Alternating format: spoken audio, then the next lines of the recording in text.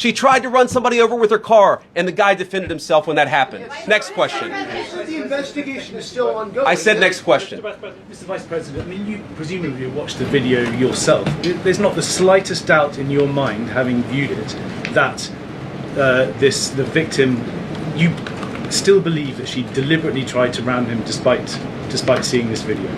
Look, I don't know what is in a person's heart or in a person's head, and obviously we're not going to get the chance to ask this woman what was going on. What I am certain of is that she violated the law. What I am certain of is that that officer had every reason to think that he was under very serious threat for injury or in fact, his life. What I'm certain of is that she accelerated in a way where she ran into the guy. I don't know what was in her heart and what was in her head, but I know that she violated the law, and I know that officer was acting in self-defense. It raises an interesting point, though. Look, if people want to say that we should have a legitimate debate about, what was she really doing, right? Was she panicking when she drove into this officer, or was she actually trying to ram him? That's a reasonable conversation.